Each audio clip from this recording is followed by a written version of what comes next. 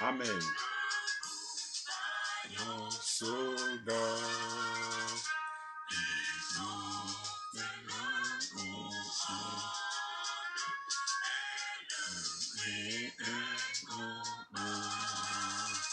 Si l'ennemi fera, soyez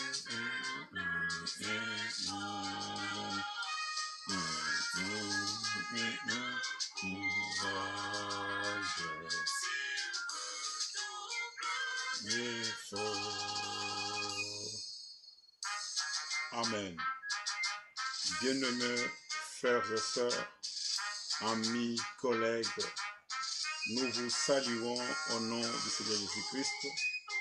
Que toute la gloire et l'honneur soient rendus à notre Dieu pour le privilège qu'il nous donne encore aujourd'hui, mardi, d'être encore ensemble en live sur les réseaux sociaux afin de partager la parole de Dieu qui est notre nourriture. Partout, nous avons eu vos salutations, vos commentaires. Que le Seigneur puisse bénir et nous vous remercions. Et nous remercions Dieu d'abord pour son amour qu'il vous a donné. C'est à cause de l'amour du Seigneur que chaque fois, quand nous écoutons la parole, nous voulons toujours écouter la parole de Dieu. Dieu a mis sa soif, la soif de la parole, dans nos cœurs, afin que nous puissions à chaque mois, à chaque moment et à chaque jour, comprendre quelle est la volonté du Seigneur en ce temps ici. Et après nous avons passé une semaine bénie par la parole de Dieu, nous avons écouté les prédications de Krefeld, nous étions dans nos églises, hier nous avons parlé, mais la question que nous devons toujours nous poser est celle-ci. Est-ce que ce que nous avons fait, Dieu était-il dans tout ce que nous avons fait? Est-ce que Dieu était-il avec nous? Ça, c'est une question que tout enfant de Dieu peut se poser et que si Dieu ne prend dans ce que nous faisons, nous aurons simplement une foi vaine. Et sans pour autant tarder, aujourd'hui, nous allons partager une parole avec vous. Nous commençons d'abord par remercier le Seigneur. Nous remercions pour l'amour qu'il nous a donné. Nous remercions des frères et des amis, des collègues partout où vous êtes. Vous qui nous suivez en direct des réseaux sociaux, que le Seigneur soit loué pour tout ce qu'il fait pour nous. Voilà mes frères, mes sœurs, je n'ai pas quelque chose à vous donner, si simplement le partage de la parole de Dieu. À chaque fois, comme je l'ai toujours dit, donnez-nous vos commentaires sur le son, sur la lumière et toutes choses, l'image, la qualité de l'image. Et nous sommes là pour changer, pour améliorer notre concept. Vous savez, nous sommes encore bébés, on est en train de construire les concepts, mais nous savons qu'avec Dieu, nous allons faire des exploits. Tout ce que nous faisons par son amour, il est celui qui est en train d'acheminer son œuvre vers la perfection. Il amène son œuvre vers la fin. Ce n'est pas un homme qui amène l'œuvre du Seigneur à la fin. Nous, en tant que des hommes, nous sommes simplement les instruments. C'est pourquoi, Seigneur, nous voulons qu'à chaque fois que le Seigneur nous donne l'occasion de partager la parole. Parce que la Bible dit que c'est lui qui a l'hymne qu'il puisse chanter, que c'est lui qui a quelque chose à partager, qu'il puisse partager. Et Dieu a mis dans mon cœur qu'on puisse faire ces concepts qu'on appelle la nourriture spirituelle au temps convenable, où les gens posent des questions et Dieu répond par sa parole. Et nous aimerons vous dire, mes bien-aimés, mes frères, mes collègues, nous avons simplement comme la loi, comme l'absolu, c'est la Bible de Dieu. Parce que depuis hier ou avant la semaine passée, on parlait sur le testament de Dieu. Nous avons dit que le testament, il met fin à toute discussion. Le testament, c'est ça la volonté, c'est la dernière volonté du testateur. Et c'est lui qui a ses biens, qui veut léguer ses biens à ses enfants. Il leur laisse ce qu'on appelle un testament. Pourquoi laisse-t-on les testaments? Juridiquement, c'est un acte ou cette volonté de la personne, d'un propriétaire de biens, qui veut léguer ses biens à ses enfants. Il écrit cette chose et il va attester à la juridiction. Il va voir un auteur, il va voir un magistrat, il va voir un avocat, afin que son testament soit vraiment mis en serment. Le jour où cette personne va mourir, ce testament va entrer en vigueur. C'est pourquoi nous vous disons, frères, le zèle de Dieu, il faut que vous ayez le testament de Dieu. Ceux qui ont le testament, ils mettent fin à toute discussion. Ils ne croient pas à ce que les gens prêchent. Ils ne vont pas dans les églises où les gens adorent les idoles. C'est lui qui a le testament. Il connaît la volonté de Dieu. Et la volonté de Dieu, aujourd'hui, nous avons reçu la parole de Dieu, la parole révélée. Cette parole nous dit quoi? La parole nous dit, retournez à la parole, à la Bible. C'est ça notre absolu. Beaucoup de gens, comme nous l'avons dit, ils ont la Bible de Dieu, mais ils ne savent pas que dans la Bible du Seigneur, qui est son testament, il y a toute la bénédiction. Il suffit simplement que vous preniez, que vous croyez simplement, que vous observez, que vous obéissez à ce que le Seigneur a écrit. C'est pourquoi il a dit que personne ne peut pas ajouter une disposition. C'est Paul dit, je le parle à la manière des hommes, dans Galates. Il dit, une disposition, bien, quand quelqu'un fait une disposition, on ne peut pas y ajouter, on ne peut pas retrancher. C'est lui qui respecte Dieu, il doit respecter et observer sa parole. Oh frère, il est temps que nous puissions simplement écouter. À chaque fois que nous pouvons être rassemblés, réunis, que nous puissions simplement écouter ou entendre la parole de Dieu. En écoutant la parole de Dieu, c'est Dieu que nous écoutions. Quand nous écoutons les hommes, notre vie va toujours rester telle que nous sommes. Nous resterons de pécheurs et nous allons mourir de pécheurs. Mais si nous écoutons Dieu, comme lui-même, il a la vie éternelle. Comme Dieu est éternel, cette vie éternelle qui est en lui, il nous la donne au travers de la croix. C'est à la croix où Jésus-Christ a dit, tout est accompli. Maintenant, comment est-ce qu'on peut croire à un Dieu qu'on ne connaît pas? Dieu a envoyé. Nous sommes là dans Romains. Il dit, comment est-ce que les gens peuvent-ils adorer ou invoquer celui qui n'ont pas entendu parler? C'est pourquoi les rôles de ministère, c'est les envoyés de Dieu. Ils doivent parler, ils doivent prêcher, ils doivent proclamer l'évangile éternel. C'est cet évangile où nous sommes établis comme des serviteurs. Bien-aimés frères et des collègues, vous qui êtes encore dans les églises indépendantes, sachez bien que le rôle ou le but de chaque rassemblement, tout rassemblement, là où les gens croient que Dieu les parle, il faut que ces rassemblements puissent qu'il y ait la communion d'abord entre les hommes et Dieu. Que vous soyez sûrs que ce que j'écoute, c'est Dieu qui me dit, ou ce Dieu au travers des lèvres des hommes qu'il est en train de nous parler. Que le Seigneur puisse bénir de faire partout, en Europe, en Asie, en Afrique, partout où nous sommes réunis, frères. Nous pouvons être réunis nous sommes séparés dans les corps, mais nous sommes unis par sa parole. C'est la parole de Dieu qui nous unit et nous sommes dans la nouvelle alliance. Dans cette nouvelle alliance, et je le répète encore, le Seigneur nous fait marcher dans sa grâce. Et la grâce du Seigneur, c'est sa justification. La grâce du Seigneur, c'est le pardon. Et nous avons dit que pour que le Seigneur puisse pardonner quelqu'un, il faut que toi, tu demandes le pardon. Il faut que moi, en tant que pécheur, en écoutant la parole, quand je viens au Seigneur, je dois observer sa parole. Maintenant, la parole me demande, enfin, que moi aussi, que je puisse demander pardon au Seigneur. Je dois lui demander, Seigneur, pardonne-moi. C'est lui qui ne demande pas pardon, il ne sera pas pardonné. Le pardon est pardon à celui qui les reçoit comme pardon. Et tout celui qui a la ferme conviction que ce péché sont pardonnés, il change de vie, il change de direction. Il ne doit pas marcher dans la vie ancienne. Il a dit, ce que je ne suis pas, et ce que je ne serai, je ne suis pas encore, mais je marche sur le chemin. Et dans ce chemin, quand nous marchons dans le chemin de la sainteté, où le Seigneur lui-même nous a tracé ce chemin, cette route nouvelle, quand nous le marchons, la Bible dit, ni les insensés ne peuvent pas se perdre dans ce chemin. Si tu es un élu, tu ne peux pas te perdre dans ce chemin.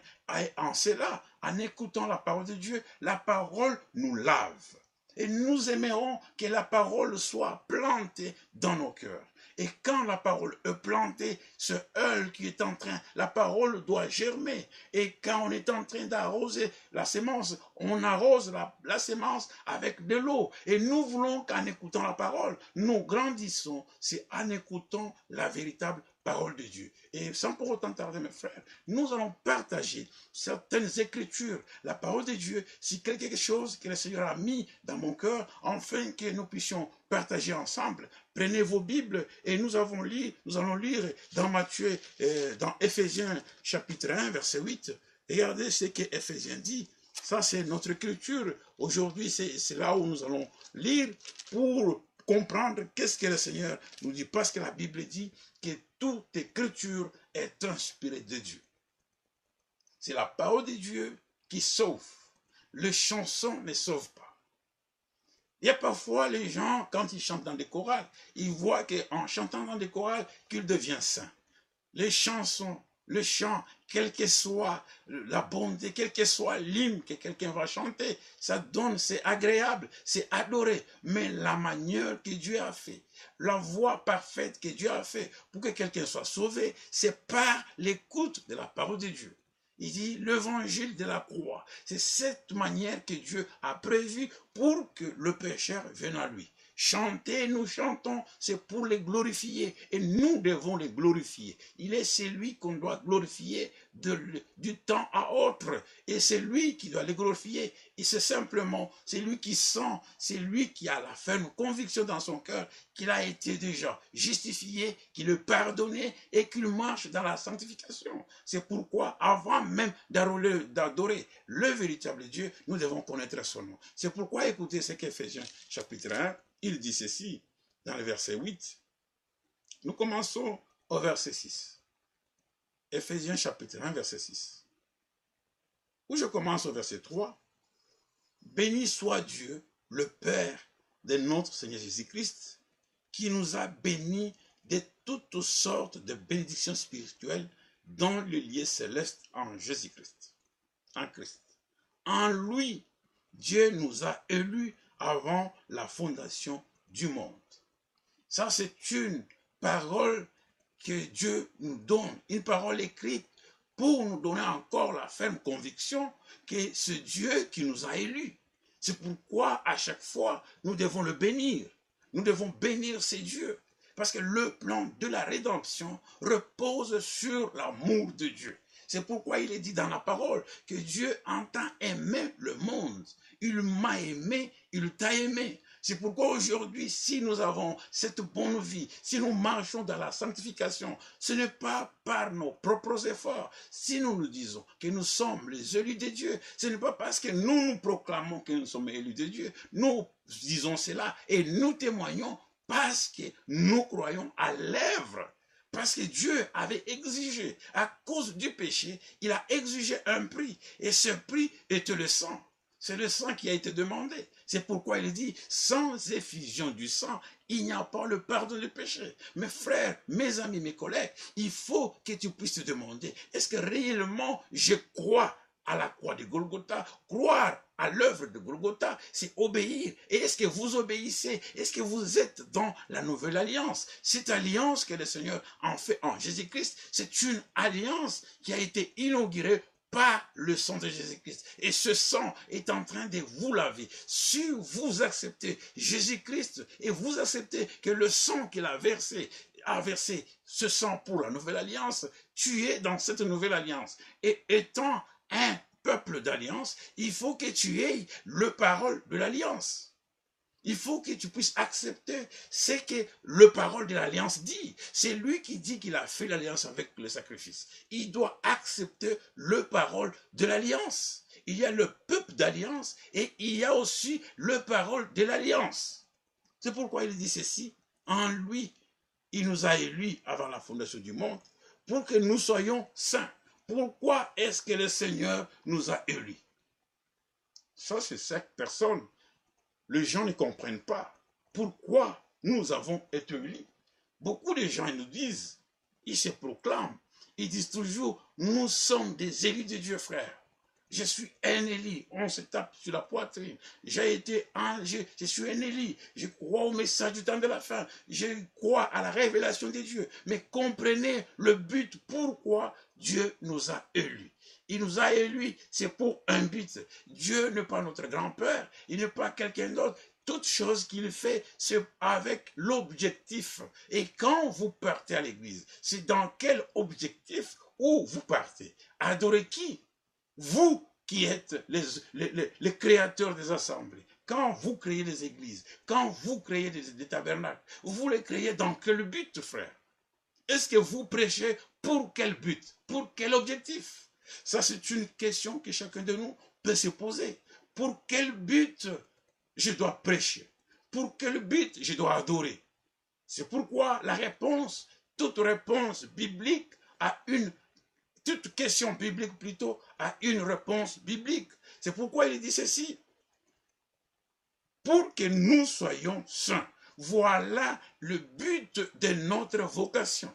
Et comme lui est saint, il veut aussi que ceux qui ont accepté à son appel, ceux qui sont appelés et qui sont choisis comme des élus, qu'ils puissent marcher, qu'ils soient saints. Et nous vous disons, frères, aujourd'hui sur la terre, il y a des hommes, des femmes qui sont saints. Il y a des femmes saintes sur la terre. La sainteté, c'est lui qui est saint. Ce n'est pas simplement après la mort. C'est lui qui est saint. Il est saint d'abord de son vivant, frère.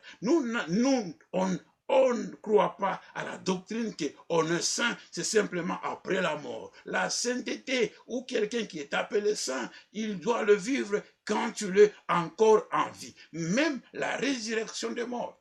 Avant, quand Jésus viendra, avant qu'il vienne, on dit que les morts en Christ vont ressusciter. Avant que ces morts, d'abord, pour que tu sois un mort en Christ, il faut d'abord, étant vivant, que tu sois en Christ. C'est pourquoi nous vous disons, frères, tant que nous avons le souffle de vie, c'est le moment où nous devons nous approcher du Seigneur. C'est pourquoi il dit ceci, pour que nous soyons saints, irrépréhensibles devant lui, nous ayant prédestinés dans son amour à être ses enfants d'adoption par Jésus-Christ, selon le bon plaisir de sa volonté. C'est dans sa volonté, c'est le plaisir de Dieu, c'est dans sa volonté qu'il a fait, qu'il a jugé lui-même. Il n'a pas demandé quelqu'un que je vais sauver tel ou je ne peux pas sauver tel. Ça, c'est dans la volonté de Dieu. Il a envoyé sa parole et en croyant, comme tu as écrit la parole de Dieu, tu as dit, Seigneur, je vais laisser ma volonté et je vais suivre ta volonté. Les hommes ont leur volonté. Quand nous prêchons, c'est notre volonté que nous accomplissons. Quand vous péchez, c'est votre volonté que vous accomplissez. Quand il y a des divisions par-ci et par-là dans les églises, c'est la volonté des gens, c'est la volonté de la chair. C'est la chair qu'on est en train d'accomplir. Mais la volonté de Dieu, il aime que nous soyons dans la communion. Jean chapitre 17 doit s'accomplir. Le Seigneur a prié. Il dit qu'il soit un comme moi, je suis un avec toi. Je vous dis, mes bien-aimés frères, écoutez, c'est que le Seigneur, c'est une prière que le Seigneur a adressée à Dieu. Il dit qu'il soit un. Et je sais que la Bible dit, Dieu exauce toujours son Fils. Comme il exauce, je tiens à vous dire que ce que le Seigneur a dit dans sa prière doit s'accomplir. Quelles que soient les situations, dans chaque pays, dans chaque ville, dans chaque assemblée. Mais le Seigneur qui a dit qu'il soit un, lui-même, il fera que les enfants de Dieu soient un avec la parole de Dieu. Laissez, frères, laissez le temps, ne vous injuriez pas. N'injuriez pas ton frère. Quand il y a quelque chose, c'est lui à qui qu'on est en train d'accuser, frère. Ayons le caractère de Jésus. Devant toutes les accusations, fermons la bouche. Tu veux, pourquoi est-ce que tu veux te justifier? Ne nous justifions pas aux accusations. Croyons simplement. Là où nous avons fauté, là où nous voyons que ce n'est pas en accord avec la parole, arrangeons et allons vers l'avant, frère. Mais pourquoi se justifier?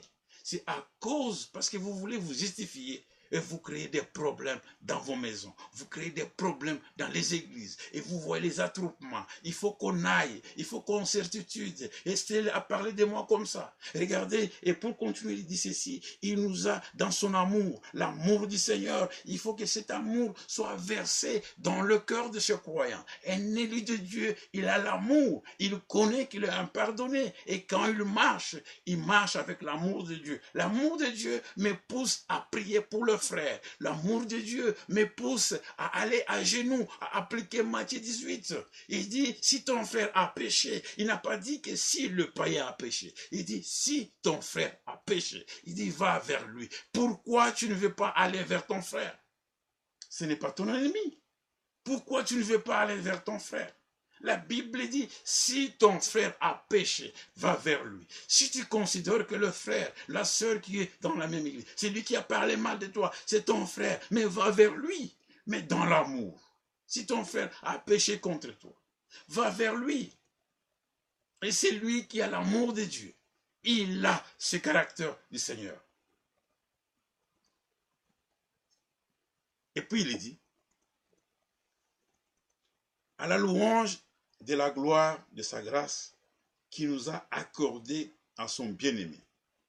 En lui, toutes choses que nous faisons, la rédemption, c'est en lui. Le rachat, c'est en lui. Le baptême du Saint-Esprit, c'est en lui. La justification, c'est en lui. La nouvelle naissance, c'est en lui. Tout est en lui. C'est pourquoi dans l'Église, nous voulons que lui là soit l'auteur de la vie éternelle, qu'il soit l'auteur de sa parole, qu'il soit l'auteur de l'Esprit qui parle dans l'Église. Nous ne voulons pas que quelqu'un vienne nous enseigner ce que lui n'a pas enseigné. C'est pourquoi il dit ceci, en lui nous avons la rédemption par son sang, la rémission des péchés, selon la richesse de sa gloire, que Dieu a répandue abondamment sur nous par toute espèce de sagesse et d'intelligence, nous faisant connaître le mystère de sa volonté.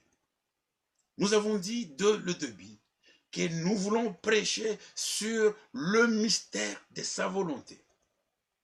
C'est ce que Paul dit. Il dit que Dieu a répandu abondamment sur nous. On a répandu sur nous. La grâce que nous avons a été répandue par le Seigneur. Pour nous, sur toute espèce de sagesse et d'intelligence. La grâce nous emmène, nous avons la sagesse, l'intelligence. Pourquoi la sagesse et l'intelligence? C'est pour que nous puissions bien se comporter dans ce monde où nous vivons. C'est lui qui n'a pas l'intelligence et la sagesse. Il ne saura pas bien marcher dans la volonté du Seigneur. Et la volonté du Seigneur, c'est un mystère. Pour que quelqu'un arrive à faire la volonté de Dieu, il faut d'abord que cette volonté lui soit révélée. C'est pourquoi nous voulons partager avec vous. La volonté d'abord, c'est un mystère. Et c'est lui, beaucoup de gens n'arrivent pas à accomplir la volonté de Dieu. C'est parce que ce mystère ne les sont pas révélés. Nous avons notre volonté. Mais Dieu a sa volonté. C'est pourquoi il est dit, si vous priez, priez que notre Père qui est au ciel, que ton nom soit sanctifié, que ta volonté soit faite.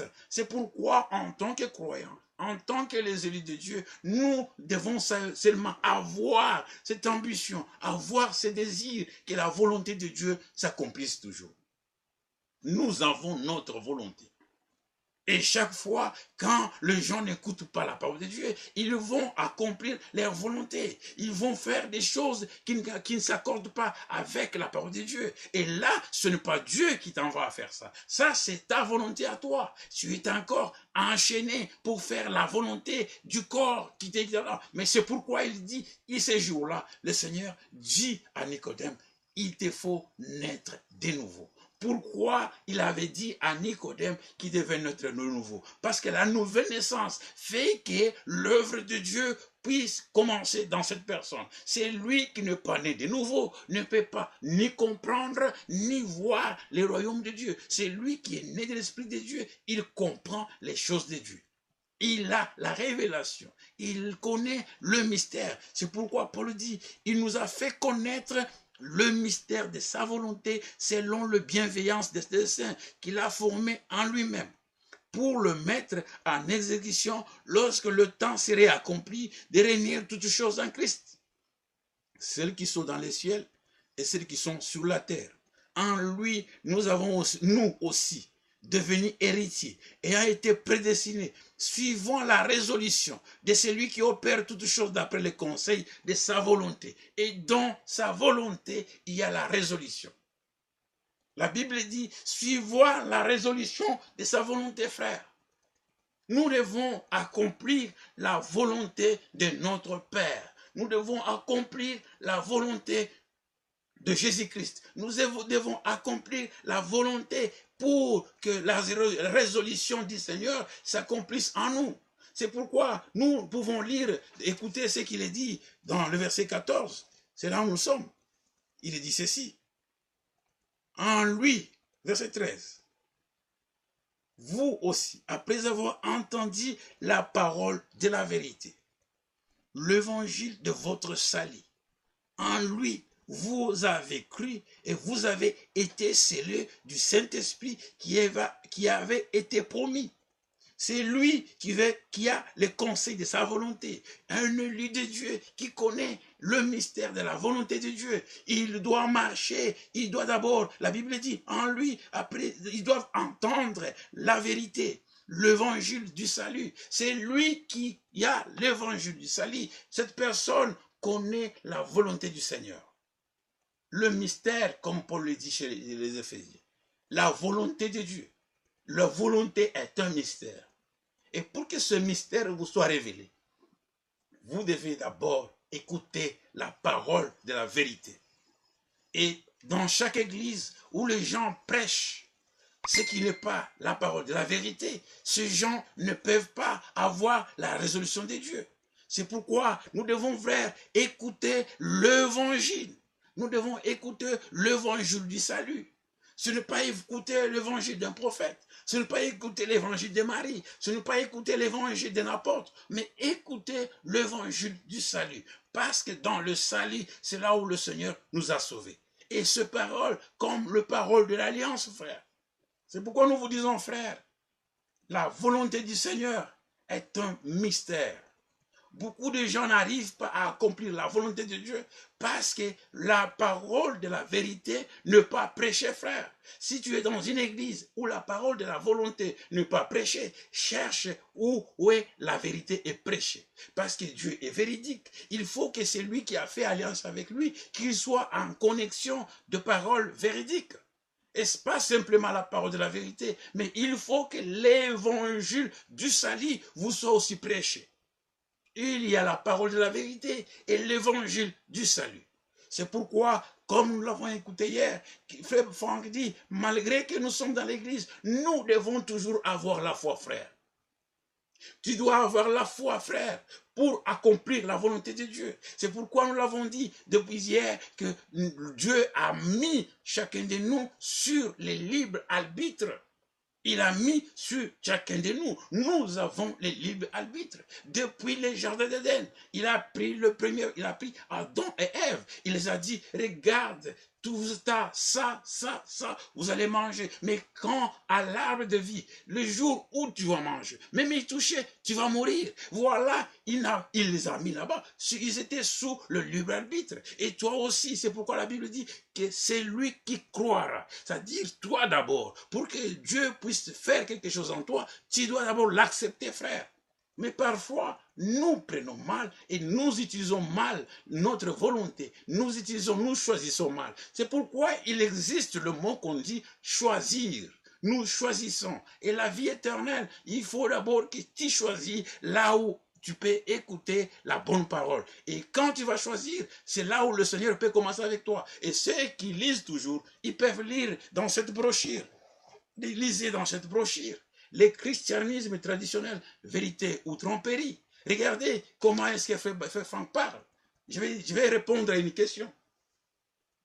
Sur les libres arbitres, la volonté du Seigneur. Beaucoup de gens, ils ont parfois été, ils n'ont pas compris. Il y a des gens qui disent, frère, même si je suis dans le péché, frère, qu'est-ce que Dieu dit? Il viendra, il va m'enlever ça. Ça, c'est toi qui dis. Mais écoutez comment les conseils de sa volonté nous donnent. Écoutez comment est-ce que la parole de Dieu, nous devons la prêcher. Écoutez la réponse comme Frère Franck parle. Il dit dans cette brochure, lisez cela bien. Là, le christianisme traditionnel. Les gens qui sont dans la tradition, ils ont la parole de Dieu sur leur œuvre, mais leur cœur est éloigné.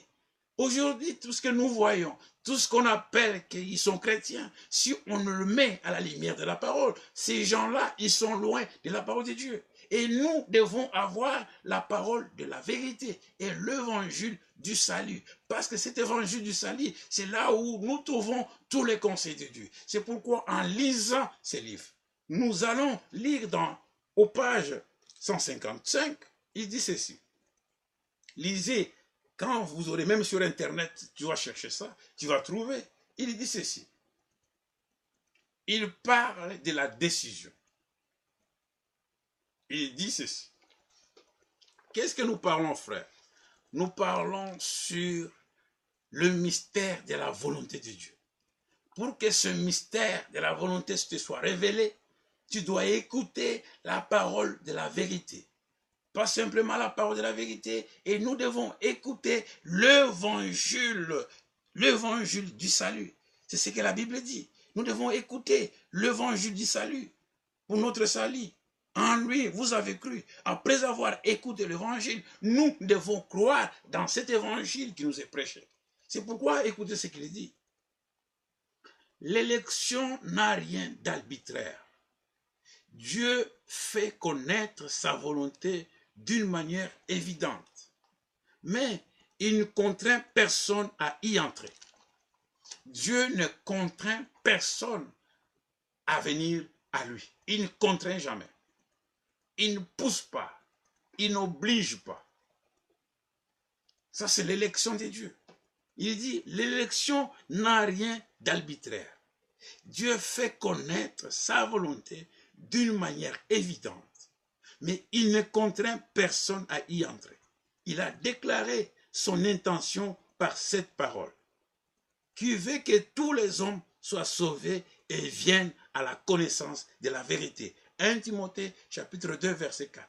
Par sa volonté à lui, Dieu veut, il a cette intention. Il veut que tout le monde puisse venir à lui et puisse avoir la vie éternelle, qu'il soit sauvé. Ça, c'est l'intention de Dieu. Il veut ça. Mais l'homme, par sa volonté à lui, parfois, il repousse la volonté de Dieu. Voilà, c'est lui qui est élu de Dieu. Il doit accepter d'abord. Comment nous connaîtrons que cet homme est un envoyé de Dieu, ou cette église, ou ses frères est un élu de Dieu? C'est quand il doit d'abord accepter l'appel de Dieu, il doit écouter la vérité de Dieu et écouter l'évangile qui les fait parvenir au salut de Dieu. Et en écoutant l'évangile de la vérité, il doit croire. C'est lui qui écoute simplement la parole. Et qui ne croit pas à la parole, il fait Dieu menteur. Or que Dieu ne peut pas mentir. C'est pourquoi le frère dit, il dit dans 1 Timothée chapitre 2, il dit que Dieu veut que tout homme soit sauvé. Il voudra que tous les Canada, que les gens soient sauvés. Il voudra que toute l'Europe, que les gens soient sauvés. Il voudra qu'en Afrique, que tout le monde soit sauvé. Mais regardez, à cause de libre arbitre, les gens ne viennent pas à lui. Ils ne viennent pas à lui.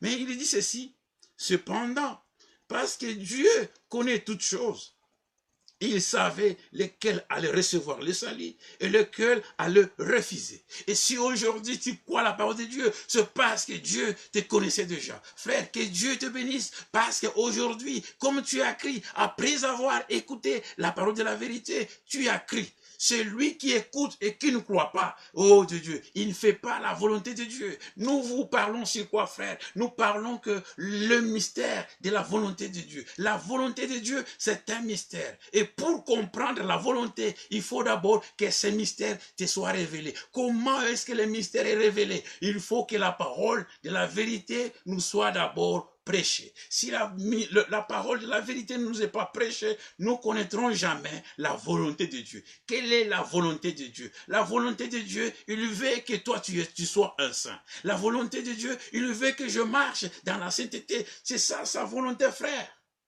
Oh, prêchons la parole avec exactitude, frère. Je demande à tous serviteurs de Dieu de prêcher la parole avec toute la vérité, avec la précision, frère. Nous sommes dans les temps de la précision, parce que nous voulons que le croyant, qu'il soit perfectionné. Le ministère ont été donnés pour le perfectionnement des saints, en vue de l'œuvre de Christ. Nous sommes dans l'œuvre, frère. C'est pourquoi les croyants qui vous écoutent, les croyants qui viennent dans vos églises, il faut que ces croyants, qu'ils soient perfectionnés, qu'ils puissent être des gens capables de mettre la volonté de Dieu, pas simplement de les pousser, mais par la prédication, que chacun de nous puisse dire, non, je dois accomplir la volonté de Dieu. Il faut que tu puisses dire en toi-même, Seigneur, je vais accomplir ta volonté. Parce que la Bible dit que ta volonté soit faite. Quand vous priez, vous dites que notre Père qui est au ciel, que ta volonté soit faite. Comment la volonté de Dieu doit se faire? C'est pourquoi le frère, il dit, Dieu, il savait déjà qui doit se recevoir le salut. Tu es le bienheureux parce que tu as reçu le salut. Et il y a des gens qui refusent à recevoir le salut. Ils veulent accomplir leur volonté. Ils utilisent mal leur volonté. Toi et moi, ma soeur, toi, mon frère, mes amis, vous qui traînez encore à aller chaque samedi dans le bar. Nous voyons ici chez nous, à chaque samedi, le vendredi, c'est tout le monde qui sont contents. Ils vont dans les magasins pour acheter des habits et pour se revoir dans le bar. Et après, le lundi, ils retournent, ils sont toujours dans les mêmes cyclones, ils sont toujours dans les mêmes problèmes, résistent. Mais je vous dis, le Seigneur a dit, venez à moi, vous tous qui êtes chargés, je vous donnerai du repos. Nous vous disons, frères, on a eu des problèmes, on était aussi comme vous, mais quand nous sommes venus au Seigneur, nous avons déposé nos fardeaux aux pieds de Jésus-Christ. N'allez pas déposer vos fardeaux dans l'église. Si tu déposes tes fardeaux dans l'église, un jour, l'église te critiquera. Mais dépose tes fardeaux aux pieds de Jésus-Christ. Dites, Seigneur, je marchais longtemps à faire ma volonté. Mais aujourd'hui, en écoutant ta parole, je veux marcher dans ta volonté. Alors il dit ceci. De quoi est-ce que nous parlons? Frère, nous lisons ça. Parce qu'il y a un frère qui m'a posé la question. Nous parlons sur le mystère de la volonté de Dieu. Parce que nous avons lu dans Éphésiens chapitre 1, le verset 8 jusqu'au verset 14. C'est pourquoi j'aimerais que le frère, là où vous êtes, allez même sur Internet, tapez ces livres. Vous pouvez lire. Allez à la page 150, 154, 155. C'est là où le frère parle. Il dit ceci. Il dit, Dieu a aimé. Il aime que tout le monde soit sauvé et qu'il vienne à lui. Mais qu'ils viennent à la connaissance. Si les frères tombent dans les interprétations particulières, c'est parce qu'ils ne veulent pas venir à la vérité et avoir la connaissance. Frère, toi qui prêches des fausses choses, le temps est là pour que tu reviennes à faire la volonté de Dieu, frère. Ne soyez pas toujours incrédules et indociles à écouter les conseils de Dieu. Regardez, si vous lisez dans la Bible, dans Actes, il y avait un homme qui venait du temple, qui lisait le prophète Ésaïe, l'eunuque d'Éthiopie. Il était un eunuque. Il avait une place dans l'église. Il lisait. Mais comme il était un élu de Dieu, Dieu a envoyé un envoyé. Il a envoyé quelqu'un qui est allé à son rencontre. Et il lui a dit, est-ce que tu comprends ce que tu lis? Et cette question, je peux aussi la poser. Et toi qui lisais le brochure de Frère Branham, toi qui écoutais ce bande, est-ce que tu comprends réellement ce que tu lis? Est-ce que tu comprends réellement pourquoi est-ce que le message a été envoyé dans ce temps où nous sommes avec vous? Mais l'homme, cet intendant eunuque, il était quelqu'un qui était bien dans son cœur. Il avait de bonnes dispositions. Il m'a dit, il a parlé dans la Bible, il dit, comment est-ce que je peux comprendre s'il n'y a pas quelqu'un qui me l'explique? Oh frère, si tu es dans une église où quelqu'un n'a jamais reçu les instructions du Seigneur, il comprendra mal, il va renverser les Écritures de Dieu, il va te prêcher pour aller adorer un homme. Et c'est lui qui prêche une église à adorer un homme mortel. Cette église est sous la disgrâce et cette église est sous la malédiction. Et quand vous écoutez quelqu'un qui est sous la malédiction de Dieu, je ne pense pas que quand le Seigneur viendra, vous irez dans l'enlèvement. C'est pourquoi nous continuons. Il dit ceci. Quiconque ne vient pas à Dieu demeure éloigné de lui. Quiconque ne vient pas à Dieu, il demeure éloigné de Dieu. Et quiconque ne vient pas à Dieu, il ne fera jamais la volonté de Dieu. Qui peuvent faire la volonté de Dieu? C'est simplement que ceux qui viennent à lui. Il faut venir. C'est comme nous l'avons dit hier. Quand Abraham a eu son appel, il n'est pas resté là où il était.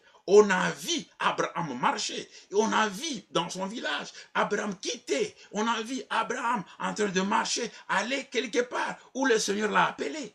Et si toi aussi tu as été appelé, on doit voir, les gens peuvent voir que cet homme, réellement la personne a fait l'exode. Tu ne peux pas dire que tu as fait l'exode tant que tu es encore dans les choses anciennes. Mais vous connaissez ces choses, frère, des choses qui ne concordent pas avec la parole de Dieu. Et c'est pourquoi le frère dit, il dit ceci, quiconque ne vient pas à Dieu demeure éloigné de Dieu. C'est lui qui ne vient pas à Dieu. Il demeure éloigné, frère. Si tu ne viens pas, si tu n'acceptes pas l'appel que le Seigneur fait, tu demeures éloigné.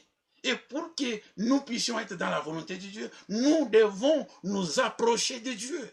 Et quand nous approchons de Dieu, il est là pour nous donner de paroles de réconciliation. C'est pourquoi nous disons, dans beaucoup de cas, de frères, aujourd'hui vous allez voir des gens dans les églises qui sont en train de parler mal des serviteurs, qui parlent mal de leurs frères. Et nous comprenons que ces gens, ils sont loin de Dieu. C'est lui qui s'approche de Dieu. Il connaît que Dieu est saint. Il connaît que ce Dieu, il donne la nouvelle naissance. Il connaît que ce Dieu, quand on marche avec lui, on doit avoir l'amour. C'est lui qui s'approche de Dieu. L'amour de Dieu est dans le cœur de cet homme. Et cet amour fera que même si le frère a péché comment, et je vais prendre la Bible de Dieu, je vais lire que Dieu dise les Écritures à ce sujet. Dans toutes ces situations dans l'Église, posons-nous la question, que disent les Saintes Écritures? Quelle est la pensée de Dieu pour ces problèmes? Nous avons lu Matthieu 18. La Bible dit, si ton frère a péché, ça c'est Jésus qui a dit. Si ce frère-là qui a péché, que tu vois qu'il a un péché, c'est ton frère. La Bible, tu l'appelles frère. Mais la Bible dit, va vers ce frère-là. Si ta femme a péché, va vers cette femme-là. Si ton enfant a péché, va vers ton enfant. Va vers lui, va vers lui. Il n'est pas dit que de commencer à propager. C'est lui qui propage le mal d'un enfant de Dieu. De celui qui fait la volonté de Dieu. Peut-être c'est une erreur. Et tu peux parfois parler mal de ses frères. Ou peut-être qu'il avait déjà arrangé. Et voilà, c'est que là où nous... Et c'est lui qui s'approche de Dieu. Il a l'amour de Dieu en lui. Oh frère, de quoi est-ce que nous parlons? Nous parlons que le mystère de la volonté de Dieu s'accomplit simplement à ceux qui s'approchent de lui. Ceux qui ne s'approchent pas de lui, le mystère de la volonté de Dieu ne peut pas s'accomplir dans eux. Et continuons, frères bien-aimés. Écoutez ce qu'il dit, notre bien-aimé. Il dit ceci. Quiconque ne se laisse pas sauver par lui demeure dans la perdition. Le jour de la Pentecôte, quand les gens ont écouté la parole de Dieu, ils sont accourus, ils ont quitté des maisons. Lisez bien la parole de Dieu dans Actes. Ils ont accouru. Ils ne sont pas restés là où ils étaient. La Bible dit, ils sont venus. Ils ont commencé à écouter celui qui a été envoyé. C'est lui qui avait la clé, ces jours-là, Pierre. Et quand ils ont écouté, la Bible dit, ils eurent le cœur vivement touché. Voilà la manière dont Dieu a sauvé les gens dans la première église. La manière dont il a sauvé dans la première église, c'est cette manière qu'il sauve encore au temps de la fin. Dieu ne change pas. Il faut d'abord que nous venons à lui. Pourquoi venir à lui? Et quand nous venons à lui, nous déposons nos fardeaux à lui. Et au retour, il nous dit maintenant à faire sa volonté, à faire tomber notre volonté. Frère, c'est là où il y a le problème.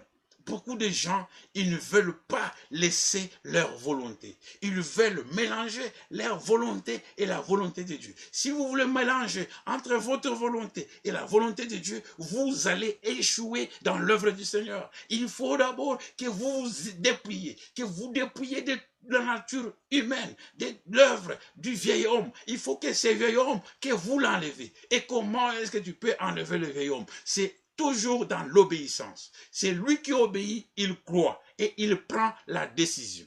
Si ta décision, il n'y a pas la puissance, tu ne peux pas être dépouillé du vieil homme. Le vieil homme, il doit toujours mourir. Et chaque fois que nous écoutons la parole de Dieu, et la parole de Dieu nous donne l'accès à entrer dans le mystère de la volonté de Dieu. C'est pourquoi il dit ceci. Quiconque ne vient pas à Dieu demeure éloigné de Dieu. Et quiconque ne se laisse pas sauver par lui, il reste dans la perdition. C'est ainsi que Dieu, déjà à l'avance, c'est-à-dire avant la fondation du monde, pouvait prédestiner au salut ceux qui allaient croire. Très souvent, maintenant écoutez, très souvent, nous comprenons mal la parole de l'Ancien Testament. Paul citant dans Romains 9, « Je ferai miséricorde à celui que je fais miséricorde et j'aurai compassion de qui j'aurai compassion. » Cette parole est mal comprise, même dans les dénominations. Et vous écoutez, les prédicateurs disent, « Laisse tel que tu es, le Seigneur connaît les jours. » Il y a même des frères qui disent, « Est-ce que pouvez-vous prier pour moi? » Oui, frère, je vais vous dire ceci en secret. Il y a les gens qui peuvent dire, j'ai vu des amis, des collègues qui peuvent me dire, mais comme vous partez à l'église chaque fois, allez prier pour moi. Nous pouvons prier pour toi, c'est bien. Mais si tu n'es pas sauvé, ma prière ne fera rien. Il faut d'abord que tu acceptes la parole de Dieu. Il faut que tu sois sauvé, frère. Il faut, même le soeur, il y a des sœurs qui disent, priez pour mon mari, des frères qui disent, priez pour ma femme, pour mes enfants. Oui, c'est bien, mais il faut que ces gens-là, personnellement, qu'ils croient d'abord à l'œuvre, qu'ils soient d'abord sauvés. C'est lui qui n'est pas sauvé. Même si on fait 10 000, 1 million de prédications, cette personne restera toujours dans l'état où il est. C'est pourquoi nous devons admettre que nous devons d'abord être sauvés. Il dit ceci, et nous continuons. Très souvent, les gens comprennent mal Romains 9. Je ferai miséricorde à qui je veux. Ainsi donc, il fait miséricorde à qui il veut, il endurcit qui il veut. Le verset 15 à 18, lisez ça dans vos Bibles. Ceux qui viennent à lui sont ceux qui ont trouvé grâce auprès de lui. Voilà la personne qui a trouvé grâce. Qui a trouvé grâce au Seigneur? C'est simplement celui qui vient. Celui qui ne vient pas à lui ne trouve pas grâce au Seigneur. C'est pourquoi nous disons, nous avons la grâce de Dieu. La grâce de Dieu, source de bonheur, a été manifestée pour tous les hommes. Et la grâce est un enseignant. Elle nous dit à renoncer à notre vie passée. Elle nous dit, nous devons renoncer d'abord, frère. Il n'est pas dit que c'est Dieu qui va renoncer à ta place. Parce que c'est toi qui as péché.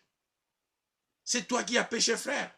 C'est pourquoi nous voulons que la volonté de Dieu s'accomplisse en moi. C'est moi qui ai péché. Et quand tu vas vers la prostituée, ce n'est pas Dieu qui fait ta volonté, c'est ta volonté à toi que tu es en train de faire. C'est ton choix. Tu as fait une volonté. C'est le choix que tu fais. Ça, ce n'est pas le choix de Dieu. Tu accomplis les choix de ton corps. C'est pourquoi il dit, oh, que Dieu soit loué, le mystère de la volonté de Dieu. Et ce mystère, il faut que Dieu nous révèle ce mystère. Il faut que cela nous soit révélé par la vérité. C'est pourquoi il est dit, ceux qui viennent à lui sont ceux qui ont trouvé grâce auprès de lui. Seul celui qui vient à lui peut expérimenter sa miséricorde. Quand chaque fois on met cette chanson miséricorde insondable, il dit Dieu nous a pardonné. Il dit est-ce qu'il pouvait pardonner tout le péché? Oui, c'est lui qui vient à lui, c'est lui qui trouve miséricorde. C'est celui que Dieu fait miséricorde. Il a trouvé grâce au Seigneur. C'est pourquoi, frère, là où tu es, il faut que tu comprennes que la grâce de Dieu a fait que tu puisses venir à lui. Si tu restes toujours dans ta maison et que tu ne vas pas écouter la parole de Dieu, la grâce ne viendra pas à toi. C'est pourquoi il faut d'abord que tu prends ta décision. Tu dis aujourd'hui, je vais aller écouter la parole de Dieu. Et aujourd'hui, il faut que je mette la parole de Dieu en pratique. Tu dis, Seigneur, sans toi, je ne peux rien faire. Voilà les libres arbitres que le Seigneur a mis. Et ce libre arbitre, il veut que nous faisons sa volonté. Mais quand vous choisissez mal, vous allez mettre votre choix dans un... Vous le faites dans un angle qui est mauvais, dans un sens pour accomplir vos passions. C'est pourquoi j'ai trouvé les gens dire, ah frère, le péché que j'ai, le Seigneur, le jour viendra où lui-même va m'enlever. Quel jour? Parce que la Bible dit, cherchez le Seigneur tant qu'il est temps. Il dit, aujourd'hui, si vous attendez sa voix, nous appelons un aujourd'hui. Oh, bientôt, nous allons terminer bientôt. Nous allons lire. Et nous allons continuer demain. Lisons pour finir avec la pensée. Il y a une pensée. Que Dieu vous bénisse, mes frères. Qu'il bénisse le frère Capois. Regardez. Il dit ceci. Il dit, quiconque ne se laisse pas sauver par lui, il demeure dans la perdition. Il dit, allons continuons. Ceux qui ne viennent pas à lui sont ceux qui ont trouvé grâce auprès de lui. Ceux qui viennent à lui. Seul celui qui ne vient pas à lui ne peut expérimenter sa miséricorde et son amour. C'est à eux que se rapporte le verset 16. Ainsi donc, ce n'est pas celui qui veut, ni celui qui court, mais c'est Dieu qui fait miséricorde. Cependant, celui qui ne vient pas à Dieu ne permet pas à Dieu d'user des miséricordes à son égard. Celui qui ne vient pas endurcir son cœur, Dieu à son tour le rend insensible et l'endurcit complètement. Ça, c'est plus important. Écoutez ce qu'il est dit. Je vais répéter encore ce qu'on a lu. Il dit ceci. Ainsi donc, ce n'est pas celui qui veut, ni celui qui court, mais Dieu qui fait miséricorde. Cependant, celui qui ne vient pas à Dieu ne permet pas à Dieu d'user des miséricordes à son égard. Celui qui ne vient pas est endurci son cœur.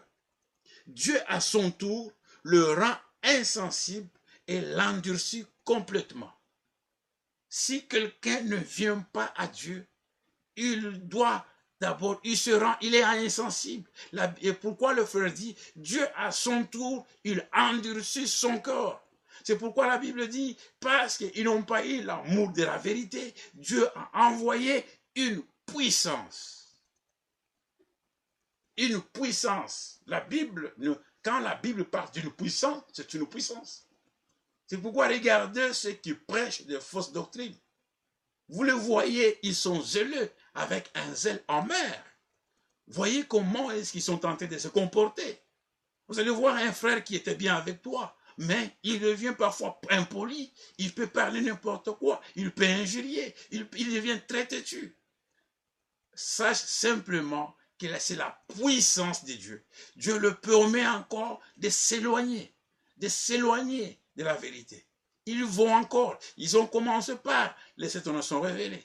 Après, Jésus est déjà venu. Après, il y a 3 Adams. Après, nous sommes déjà enlevés spirituellement. Ils vont toujours aller d'erreur en erreur. Pendant que l'église du Seigneur, le celui de Dieu, il marche de perfection en perfection. Ils vont vers la fin. Notre fin, c'est pour être semblable à lui-même.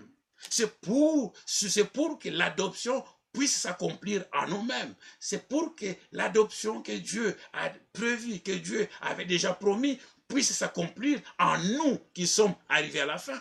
Et pour que quelqu'un soit adopté, nous devons marcher dans la discipline. Il faut que nous puissions prendre toute considération avec sérieuxité. Il faut que ce que nous faisons dans les choses de Dieu, que nous soyons d'abord sérieux des actes que nous posons. C'est pourquoi il dit ceci. Il dit, Dieu à son tour le rend accessible. C'est pourquoi il est dit que plus loin au sujet de la colère de Dieu et des vases de colère à la destruction. Maintenant, il dit ceci. Il y a des personnes qui refusent l'acquittement de leurs dettes et qui, par conséquent, demeurent sous la condamnation. C'est lui qui ne vient pas à Christ et la personne sur laquelle la colère de Dieu demeure. C'est lui qui ne vient pas, la colère de Dieu demeure sur cette personne. C'est pourquoi je vais vous dire, si vous ne croyez pas à l'œuvre accomplie de Dieu, à l'œuvre qu'il a accomplie en Jésus-Christ, comprenez que chaque fois que vous pouvez marcher, vous êtes sous la colère de Dieu.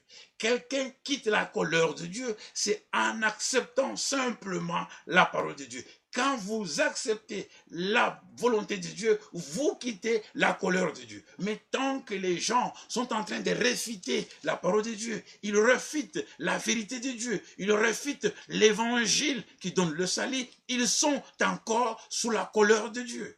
Ils sont sous la colère. Oui, la colère est suspendue.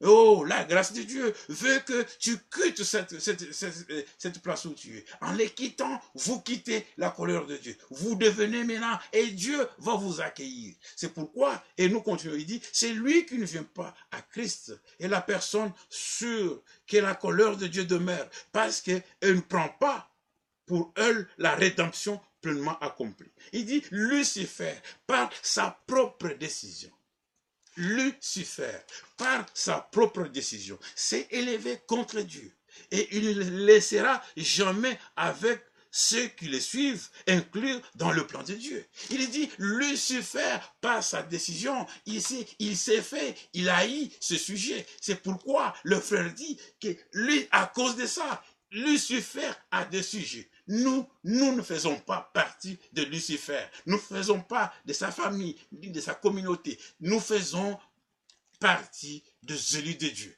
Et c'est pourquoi, et pour finir, écoutez ce qu'il dit. Écoutez ce qu'il dit.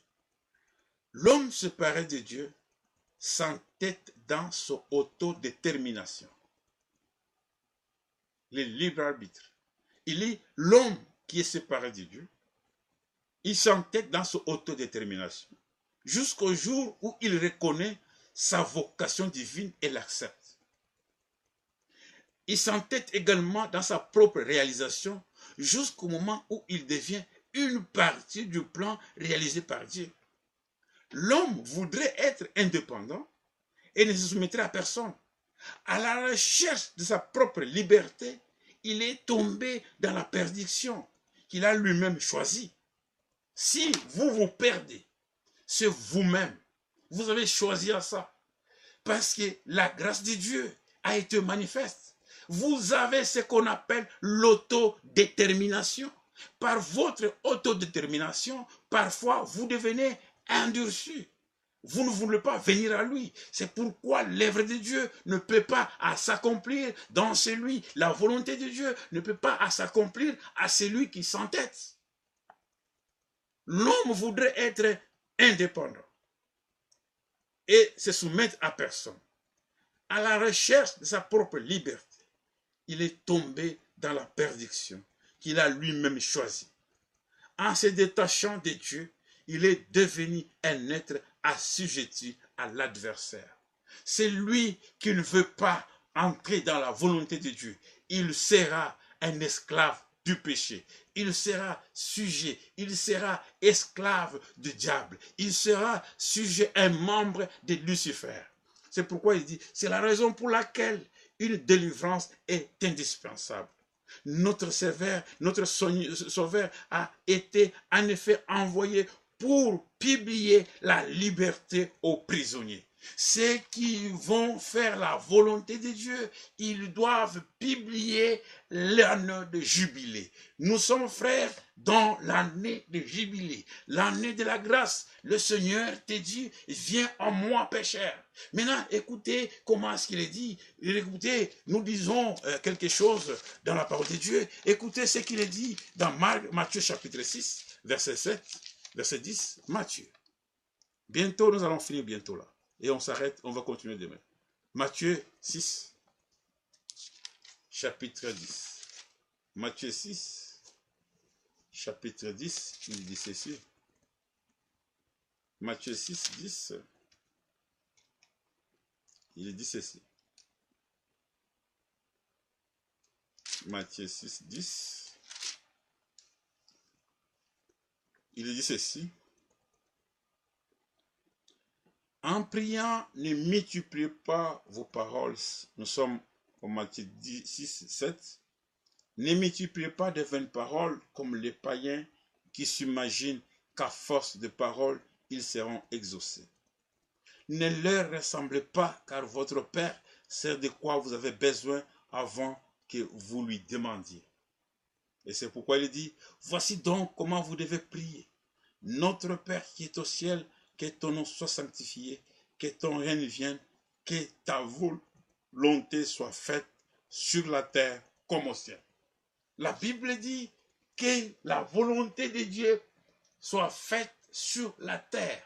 Qui vont accomplir la volonté de Dieu sur la terre? C'est toi et moi qui avons cette obligation. Nous avons ce devoir d'accomplir la volonté de Dieu. C'est l'Église élue. Ce sont les gens qui font partie du sacerdoce royal, qui ont cette capacité, qui ont ce devoir d'accomplir la volonté de Dieu sur la terre, frère. Toi, ma sœur qui m'écoute, toi, mon frère, mon ami, mon cousin, mes collègues, c'est à vous, c'est à toi et moi, où la volonté de Dieu doit s'accomplir sur la terre.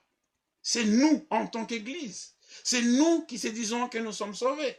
C'est nous qui faisons partie de l'élu. C'est à nous que la volonté de Dieu doit s'accomplir. La volonté de Dieu s'accomplit comment?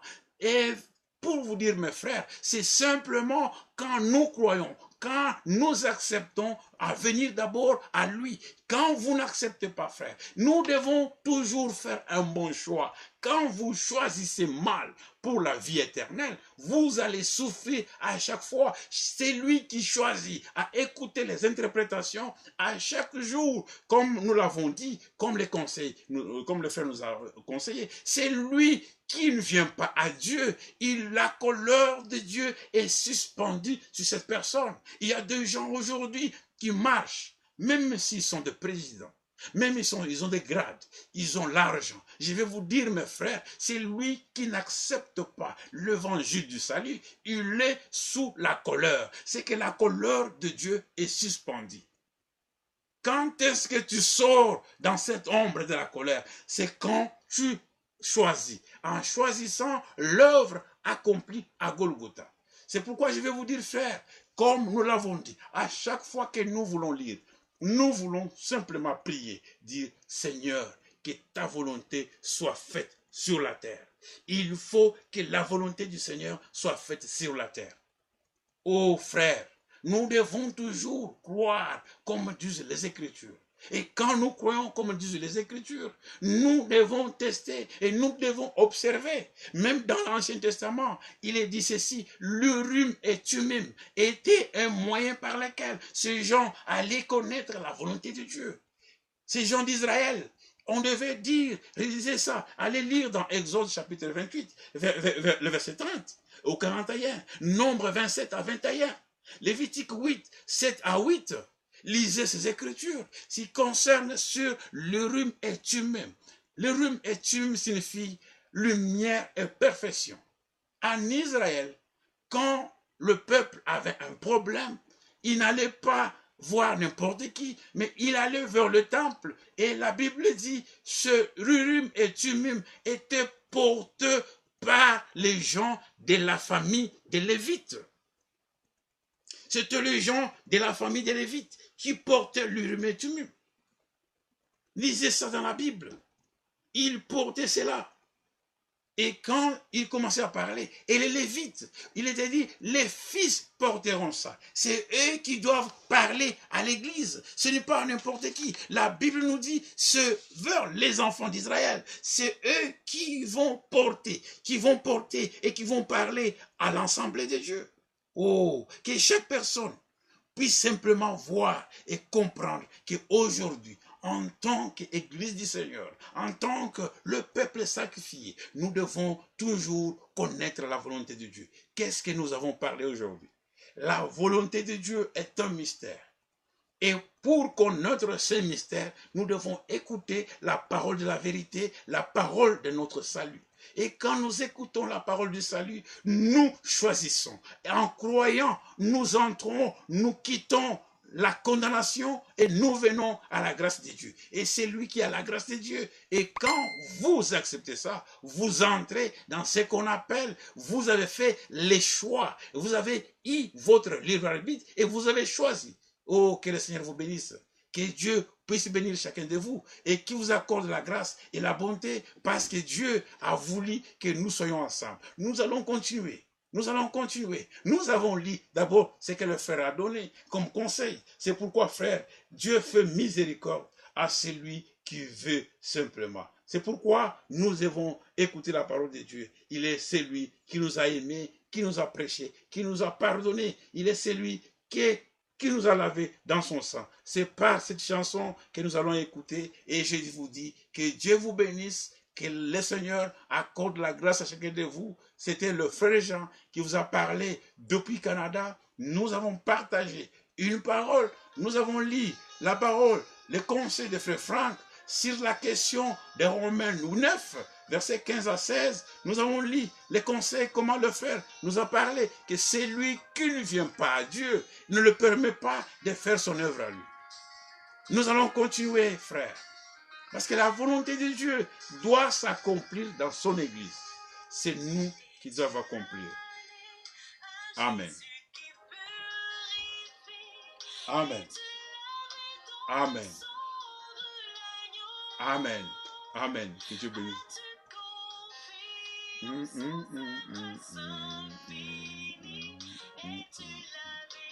Le sang de l'agneau. Lavé, non, purifié, sang de l'agneau. Amen.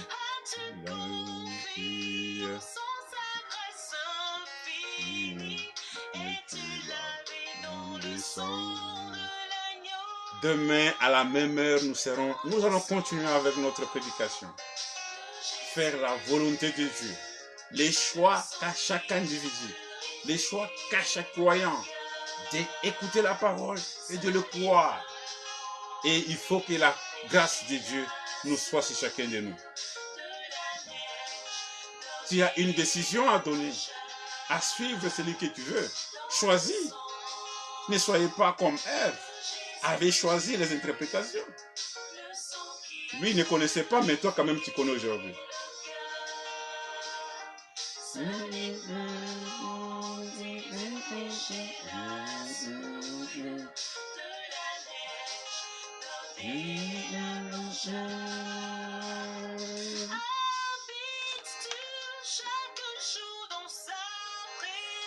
Amen.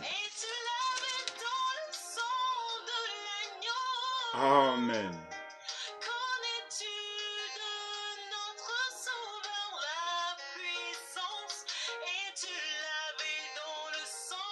De l'agneau. Amen. Dans le ciel, seul le sang.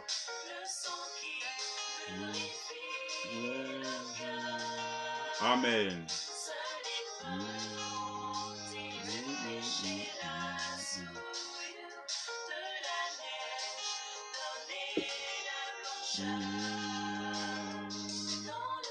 Que Dieu vous bénisse, mon frère. J'attends vos commentaires. Que le Seigneur vous bénisse. Distribuez cela. Vous avez des gens sur le Facebook avec vous-même. Distribuez aussi, que tes amis écoutent ce que tu voudras. Distribue, frère. Que Dieu te bénisse. Nous avons reçu gratuitement, nous devons aussi donner gratuitement. Priez pour moi, que Dieu vous bénisse et bénisse vos familles. Amen.